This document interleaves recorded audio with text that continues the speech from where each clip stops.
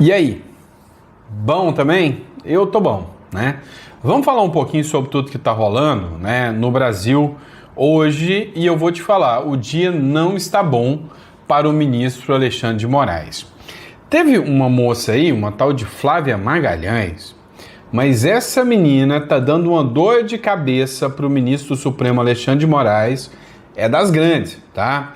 Foi repercussão, hoje ela esteve na Rádio Auriverde, lá do Pitoli, mas meu amigo, as coisas que ela falou hoje, cara, deixou muita gente, né, de cabelo em pé. E a gente vai falar justamente sobre isso aqui com vocês, tá? Pessoal, hoje ao fundo, né, estamos aqui, ó, com Assunción de Paraguai ao fundo para vocês, tá? Isso aqui não foi proposital não, me tocaram do lugar onde eu tava para poder assistir novela mexicana, para treinar o espanhol, tá? Minha esposa. Então, tô aqui porque é o que me sobrou aqui, tá? E aí eu fiz uma gambiarra aqui com uma mala e uma mesa para trazer o conteúdo aqui para vocês, tá? Dito isso, vamos de informação. Não esqueça de se inscrever no canal, né? Curtir, compartilhar. Hoje, dia 12 mais um, né? De outubro, e vamos à matéria, tá? E não esquece de se inscrever no canal. Vamos lá, pessoal. O ministro Alexandre de Moraes, né, as decisões jurídicas dele são estupidamente questionáveis. O ministro do Supremo acabou de manter a prisão domiciliar do Bolsonaro, citou um risco de fuga após condenação. Qual risco de fuga? Não tem como, né? Olha só, o próprio Procurador-Geral da República já optou em não oferecer a denúncia contra o Bolsonaro. Então, não faz o menor sentido, né? Não tem a menor lógica você tentar argumentar aqui que o Bolsonaro vai tentar fugir, dada a condição, né? Qual o critério para ele falar, não, eu acho que ele vai fugir? Qual a tentativa de fuga do Bolsonaro? O que ele fez, né? Vamos lembrar que já passou, inclusive, do prazo dele se manifestar. O Bolsonaro já estava há 15 dias, já está mais de 15 dias preso ilegalmente. Que deveria ter sido dada a sua libertação imediata. Mas olha só essa matéria aqui, né? É absurdo. O pedido negado. O ministro Alexandre de Moraes, do Supremo Tribunal Federal, rejeitou nesta segunda-feira o pedido de defesa do ex-presidente Jair Bolsonaro para a revogação da prisão domiciliar e das medidas cautelares impostas no âmbito da investigação sobre atos golpistas de 8 de janeiro. Na decisão, Moraes afirmou que há risco à ordem pública e à aplicação da lei penal e citou, abre aspas, fundado receio de fuga, fecha aspas, do ex-mandatário após a sua condenação a 27 anos de cadeia no regime fechado. Agora, a grande questão que fica aqui é, peraí, qual é o receio? Qual é a justificativa? Né? O porquê? Se ele aguardou até agora, mesmo sabendo que a condenação era certa, qual a justificativa? Né? Qual o receio de fuga? Não faz o menor sentido. O antagonista também tratou da matéria. Moraes rejeita pedido de defesa e mantém Bolsonaro na prisão domiciliar. A possibilidade do STF, inclusive, trazer dos Estados Unidos trazer retaliação em cima dessa medida do Alexandre de Moraes é real, pode acontecer. Segundo o ministro, a condenação do político na ação do golpe de Estado e receio de fuga autorizam a manutenção. Não, isto não está na lei. A condenação do político enquanto há recurso, ainda se presume a inocência do Bolsonaro, né? Não existe mais, e fizeram para tirar do Lula, a prisão em segunda instância. Então, vigora hoje que ninguém será submetido à prisão senão após o trânsito em julgado. Então, assim, é absurdo, né? Absurdo o que a gente está assistindo. Eu coloquei o microfone aqui em cima, porque eu quero que você assista essa entrevista, né, que foi feita agora, do André Marsiglia lá no Pânico. Dá uma olhada. Vejam só, por que ele foi preso? Ele foi preso porque ele descumpriu restrições cautelares. Sim. Tanto as restrições cautelares quanto a prisão foram deferidas dentro do inquérito que não existe mais contra ele.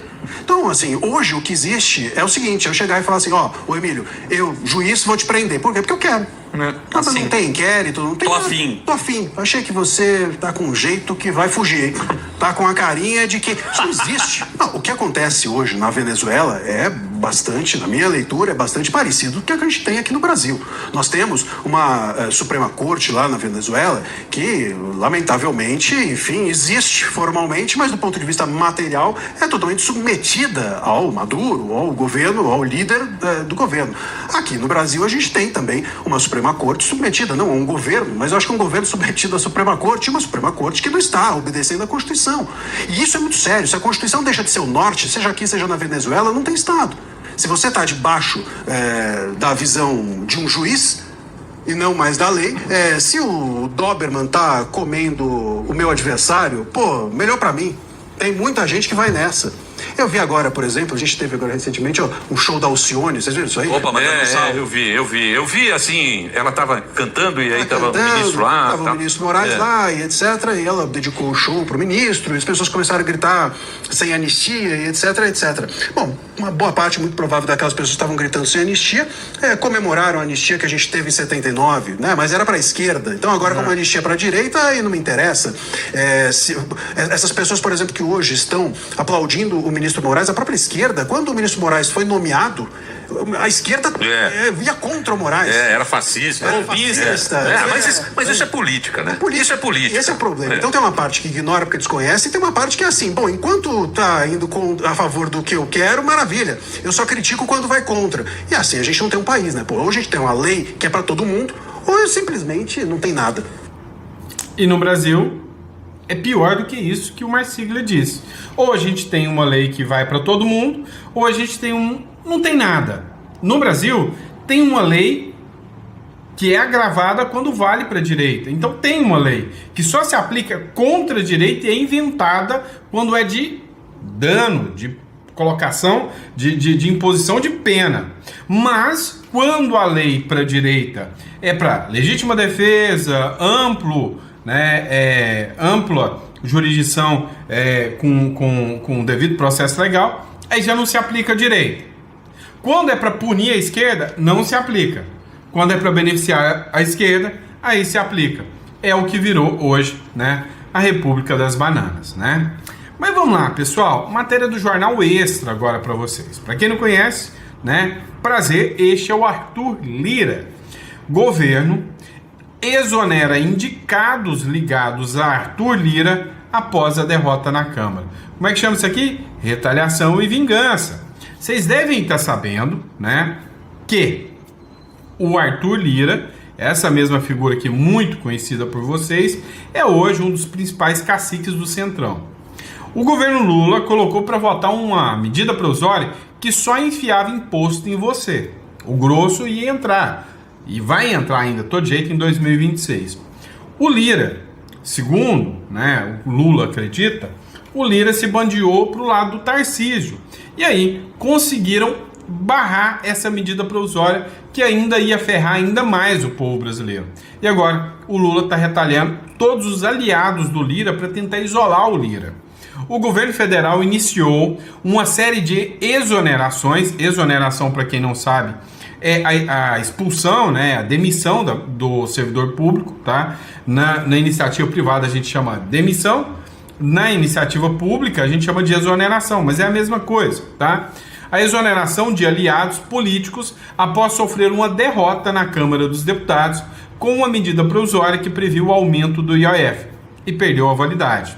Entre os atingidos estão indicações ligadas ao deputado federal Arthur Lira e a parlamentares do PP, PL, PSD e MDB. São figuras, né, desses partidos aqui, que é o PP, que é do Ciro Nogueira, tá? Que também, né, do próprio Arthur Lira.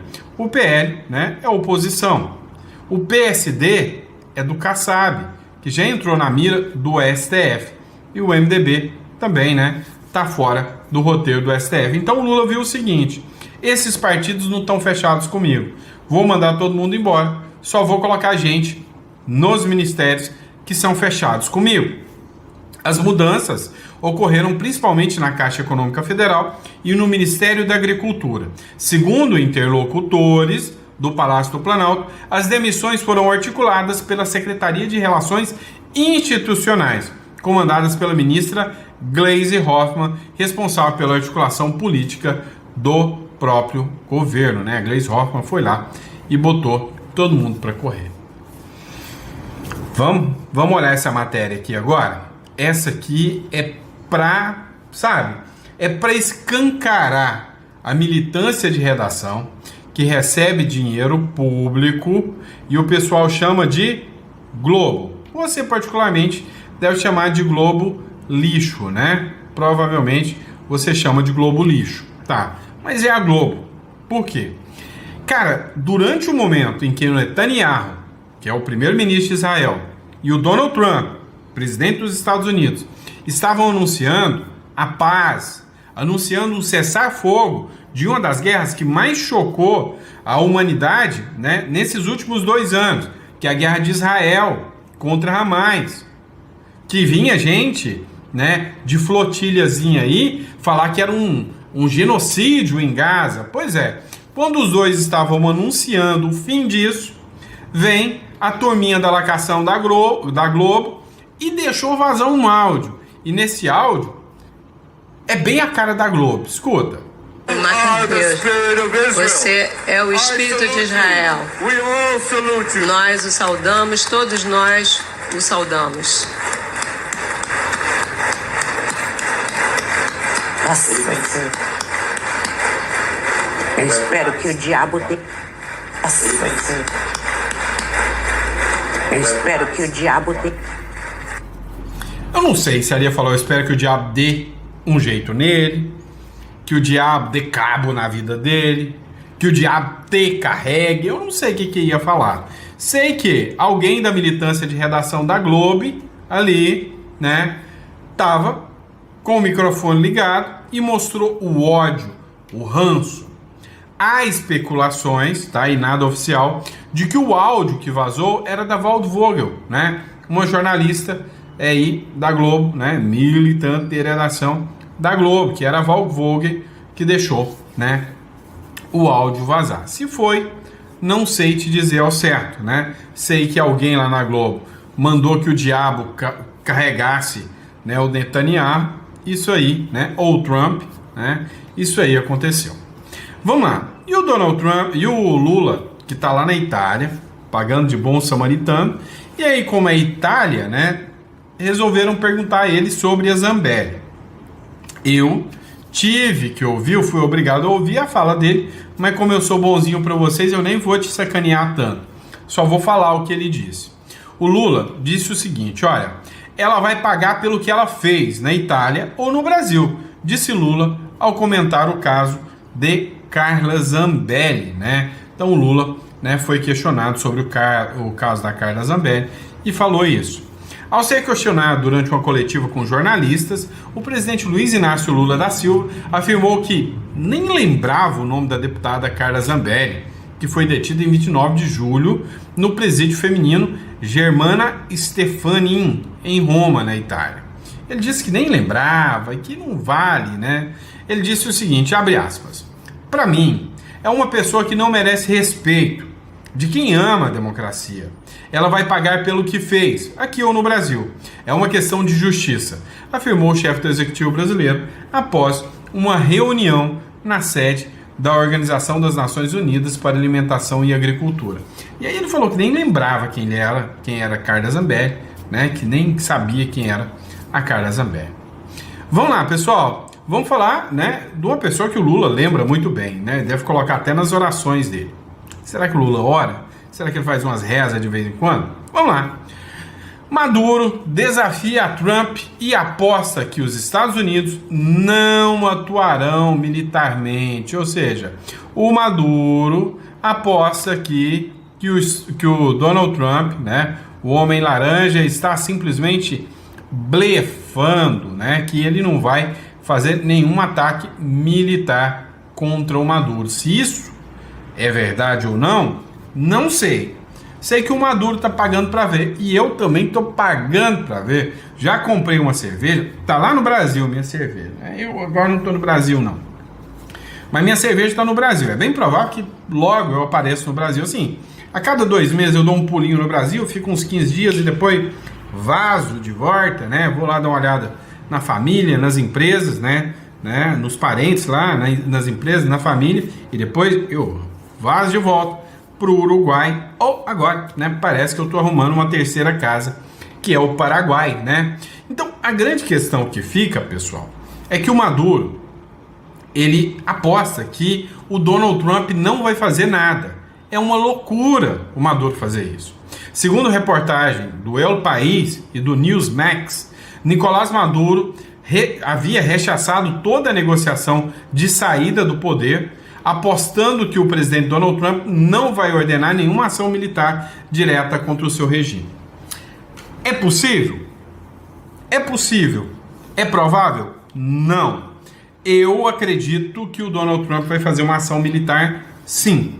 Para quem acompanhou a história, né, o que aconteceu no Iraque? O Iraque é, sabe, semelhante demais ao que acontece com o Maduro. Lá no Iraque, nós tínhamos o Saddam, que rima até com Satã, né? Saddam Hussein, né? É o Saddam Hussein, beleza. O Saddam Hussein, ele era um ditador bem parecido, mas muito parecido com o modelo Maduro, tá? Bem parecido. Pagava para alguns de democrata, tinha umas esquerdalhas filho de rapariga que amava o Saddam Hussein, dizia que ele não era ditador, que ele era uma maravilha. Até que um dia os Estados Unidos falou o seguinte, né? Eu não me lembro, eu acho que era o Bush, né? Eu tenho quase certeza que foi o Bush que era o presidente à época. Eu não me lembro quem era o presidente à época do Saddam Hussein. Acho que era o Bush, tá? E aí o que aconteceu? Os Estados Unidos ficou de olho, viu que o Saddam Hussein tinha um monte de soldados e generais. Um dia, os Estados Unidos viu, né, que havia um grupo de soldados do Iraque, generais, que estavam fazendo uma emboscada, que ninguém sabe se isso foi verdade ou não, contra militares americanos. De repente, os Estados Unidos veio e, pô, abateu, matou, né, um grupo de generais e falou assim, ó, pessoal, escorregou aqui, ó, matei uns 2 aqui, ó, mas eu tô a fim de matar mais uns 4 ou 5. Quem será o próximo? Os outros correram, vazaram de perto do Saddam Hussein e deixaram o Saddam abandonado. O que eles fizeram? Pegaram o Saddam Hussein e deram um belo de um presente para o Saddam Hussein. Vocês sabem qual foi o presente que o Saddam Hussein ganhou? Foi isso aqui, ó. Deixa eu ver se eu dou conta de desenhar. Uma bela e bonita forca. Por que eu tô contando essa historinha aqui para vocês? Porque eu acho que o Donald Trump, no máximo daqui 15 dias, por aí, e olha, vamos ver se eu vou errar nessa ou se eu vou acertar. Vamos melhorar. Vamos dar até o final do mês, fechou? Até o final do mês de outubro, eu acho que o Donald Trump vai fazer um bombardeio em algum complexo militar do Maduro, que estará, né, vinculado a algum narcotráfico aí, ou seja, vai ter algum militar do Maduro em alguma refinaria de drogas ali, e o Trump vai pegar e vai matar uns 2 ou 3 para ver os outros correrem, né, para ver os outros pularem fora. O que vai acontecer com isso? Maduro vai ficar isolado, vão rifar o Maduro, e aí a própria Venezuela ou o povo vai dar um presentinho pro Maduro, igual fizeram com o Bashar al-Assad, que era amigo do Lula, tá? O Bashar al-Assad era muito amigo do Lula. Ou o próprio povo vai lá e vai dar o fim no Maduro, já faz ali barba, cabelo, bigode de uma vez só e já dá sentença, já resolve no pedaço de pau mesmo, ou vai para um tribunal e enforca o Maduro. Se o Maduro não se entregar ou fugir, ele vai acabar num caixão. Isso é fato. Em que pese, né, ao envio naval estadunidense, para o Caribe para a criação de uma força conjunta antidrogas, o ditador chavista e seu círculo, Rodrigues, Cabejo e Padrinho, confiam em resistir à pressão, convencidos de que Trump não irá até o final. É aquilo que eu disse. Eles são convencidos que não irão até o final. No primeiro ataque, vai sair correndo todo mundo. Aí já é tarde demais para o Maduro, tá? É o que eu acredito que vai acontecer, ou que eu torço para que aconteça, para ser mais sincero com vocês. Matéria do Paulo Capelli. Deputado do PL quer tagliaferro em programa de proteção de testemunha. Acho mais do que justo, tá? Acho mais do que justo. Se tem uma denúncia, tem que ser apurada. Um requerimento apresentado pelo deputado Coronel Meira à Comissão de Segurança da Câmara pede a inclusão de Eduardo Tagliaferro no Programa Federal de Assistência a Vítimas e Testemunhas Ameaçadas.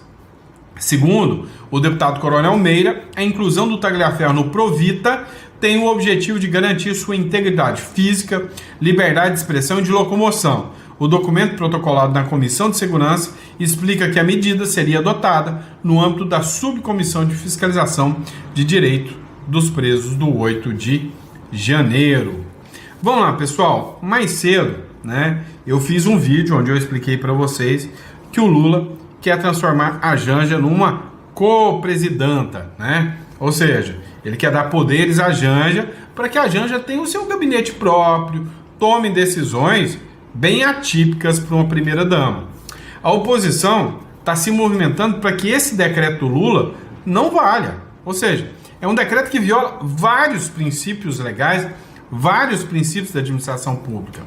Após o presidente Lula baixar um decreto que amplia o acesso de Janja ao serviço do gabinete pessoal da presidência, deputados federais de oposição se movimentam para derrubar tais modificações. Até a publicação dessa reportagem, já existem 7 projetos de decretos legislativos contra a mudança e 2 requerimentos de informação ao ministro da Casa Civil, o Rui Costa, tá, pessoal? Assinada em 28 de agosto, a medida do Lula estabelece que a estrutura pessoal deve apoiar o cônjuge do presidente da República no exercício das atividades de interesse público. Você entendeu que o Lula escreveu um decreto, né, de que o aparato destinado à presidência da República tem que estar à disposição também da primeira-dama. Em resumo, agora, a primeira-dama tem respaldo legal e estrutura formal na presidência, podendo contar, inclusive, com funcionários, cargos comissionados e orçamento próprio para a elaboração de projetos ou representações oficiais. Isso é um escárnio com a cara da população. Você votou na Janja? Alguém votou na Janja? Não, né? A oposição alega que Janja não foi eleita para atuar na presidência e que o decreto de Lula promove a imagem de Janja perante o eleitorado da esquerda e sustentar a pauta acéfala deste governo, desse desgovernado, né, às custas do dinheiro dos contribuintes. É isso aí, tem que meter a lenha mesmo. Tá errado, tá violando, né, princípios básicos do direito. Tá certinho em questionar, tá? Vamos lá, pessoal. Alerta, tá? O Cláudio Dantas tratou do assunto. A pedido de Moraes, a Polícia Federal acionou oficial de ligação em Miami para tentar prender brasileira americana. Foi considerado, né, e chamado pela juíza Ludmila Lins Grilo, que esse oficial era um jagunço, né? Jagunço. Por que jagunço, né? Jagunço, para quem não sabe, são pessoas que são contratadas para resolver o serviço de uma maneira não democrática, se é que você sabe, né? É contratado para matar os outros. E aí, a própria Ludmila Lins Grilo, né, e outras figuras trataram desse caso falando que o Alexandre de Moraes foi um jagunço atrás dela, porque se violava as leis. É impossível um cidadão, um órgão brasileiro fiscalizar uma americana lá fora. Não tem como. Então, é uma ordem ilegal e trata-se de um jagunço, né, segundo o que eles falaram. Cláudio Dantas escreveu o seguinte: nos diálogos expostos pela Vaza Toga, no ano passado, 2 assessores de Alexandre de Moraes se queixavam da inação da Interpol, do governo dos Estados Unidos, ante os reiterados pedidos de prisão e extradição de Alan dos Santos. Abre aspas. dá vontade de mandar uns jagunços pegar esse cara na marra e colocar num avião brasileiro, escreveu o Marco Antônio Vargas e o Ayrton Vieira. São assessores, né, do ministro Alexandre de Moraes, juízes auxiliares. Agora, descobre-se que no caso da Flávia Magalhães, isso quase aconteceu. Em 3 de janeiro de 2024, Moraes determinou a prisão da brasileira americana, acionando, né, em seguida o oficial de ligação da Polícia Federal em Miami, delegado Marcelo Ivo. A informação consta de ofício obtido pela reportagem e assinado pelo delegado Fábio Mertens, da Coordenação Geral da Polícia Federal. Em vídeo postado ontem à noite em seu perfil no X, Flávia disse que foi monitorada por gente da Polícia Federal durante uma manifestação em Fort Lauderdale, em 25 de fevereiro.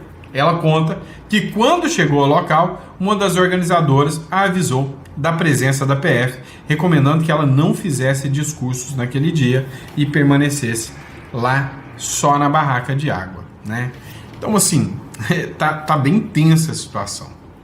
O Gustavo Gaia publicou um vídeo onde ele questiona essa questão da Flávia Magalhães. Dá uma olhada no que o Gustavo Gaia falou aqui. Acompanha comigo.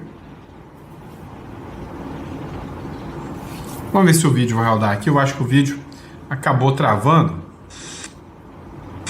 Eu tô rindo.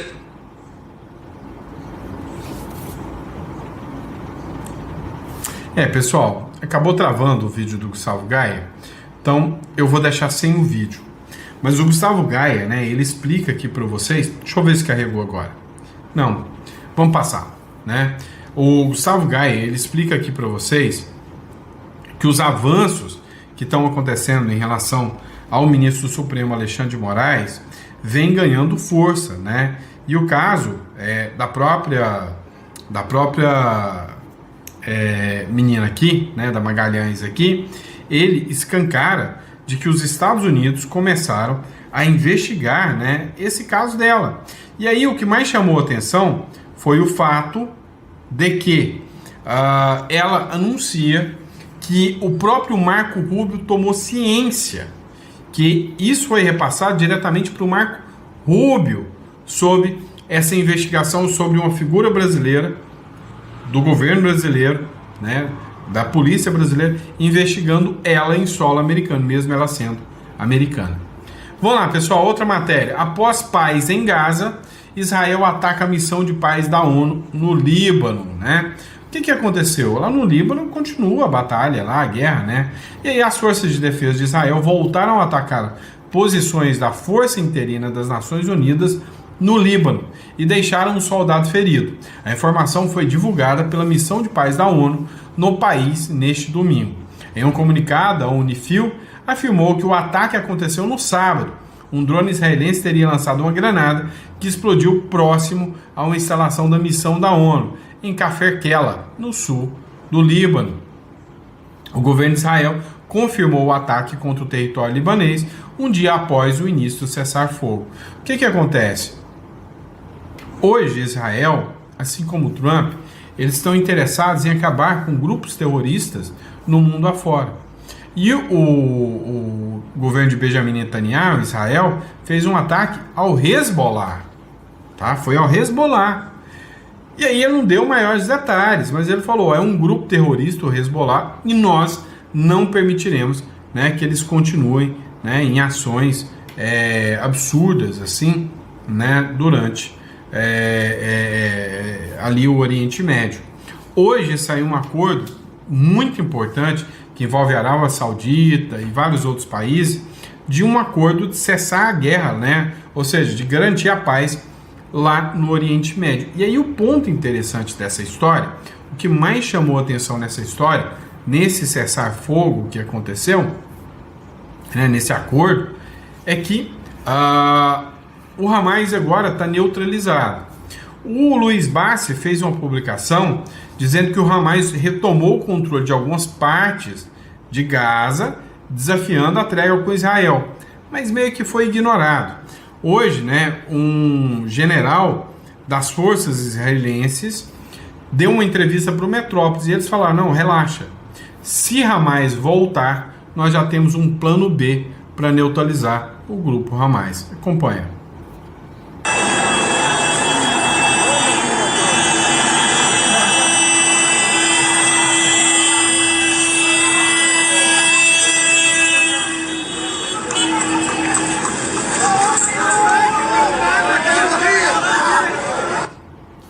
Impressionante que você vê a população, né? Já está tão familiarizada com esse grupo, né, radical que nem se sente mais, né, incomodado, né, em ver essa gente na rua. Pessoal, última matéria, Alckmin. Pedimos que a tarifa de 4% seja suspensa já durante a negociação com o Donald Trump. O que foi feito de pedido? Foi feita uma solicitação e nessa solicitação que as tarifas sejam retiradas do Brasil. E que apostam que o Donald Trump poderia realmente retirar essas tarifas. Não acredito muito nisso, tá?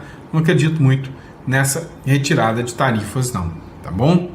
Vamos lá, pessoal, por fim, mas não menos importante, para você que está me acompanhando, entre em contato com a Imigra Mais, né? Nossa empresa aí de imigração hoje está bombando, né? Uma das empresas com maior compliance, apresenta maior segurança na hora de você tirar a cédula lá no Uruguai, a residência no Uruguai e agora também no Paraguai. Inclusive, né, um dado muito importante, uma situação muito importante é o apoio e suporte. Às vezes é interessante você tirar a carteira de motorista lá fora, tá? Por que a carteira de motorista? Você sabe que hoje, infelizmente, são duas coisas que a justiça pode te tomar por causa de dívida. Tá? Então, às vezes, se você é um empresário de verdade, eu duvido muito que você nunca passou por dificuldades financeiras. Isso é da natureza do empresário. Então, o que acontece? Hoje, se você, às vezes, travar alguma dívida, eles prendem o seu passaporte e sua carteira de motorista. Quando você tem uma carteira de motorista do Paraguai, você pode dirigir dentro do Brasil normalmente, né? Durante um lapso aí. Então, compensa muito, tá? Até como uma medida de segurança, se entrar em contato, dá para você tirar tanto do Uruguai quanto do Paraguai. E detalhe, a depender da situação, no Paraguai, sai muito mais barato comprar algum carro, tá? Eu, por exemplo, eu tô namorando um carro, tá? Eu tenho no Brasil uma BMW, tenho uma Blazer, tá? Uma Trailblazer, daquelas mais novas. Já coloquei à venda. Eu tô namorando, né, uma Carnival, uma Kia Carnival, aquele carro grandão, né? Eu gosto de barcona mesmo, né? E a Kia Carnival aí no Brasil tá pelo valor de 525 mil reais, uma 2022, tá? Para você ver o preço dessa brincadeirinha. Aqui eu achei por 40 mil dólares, o que vai dar aí 210 mil reais mais ou menos, e ainda dá para dar um chorinho, os caras ainda dão aí, né, $1.000 de desconto, dá para sair para 39 mil dólares, a mesma do ano 2022 com um diferencial, diesel, tá? Diesel, aqui é muito comum, carros a diesel, isso eu achei muito interessante, tá? Isso eu achei muito interessante. Então, essas são algumas orientações que a gente vai passando para vocês e que vocês acabam tirando a dúvida aí durante a consulta. Então, entre em contato com a Imigra Mais, se o interesse de vocês é ter uma residência ou no Uruguai ou no Paraguai, né, a gente está aqui para vocês, tá? Então, já com vasta experiência em trazer, né, a residência para o Uruguai e agora trazendo para vocês para o Paraguai também, tá? E logo a gente vai estar oferecendo, tá, questão da residência europeia também, tá certo? E é isso, pessoal, espero que vocês tenham gostado, é sempre um prazer e uma honra trazer conteúdo para vocês e eu vejo vocês no próximo editorial. Um grande abraço.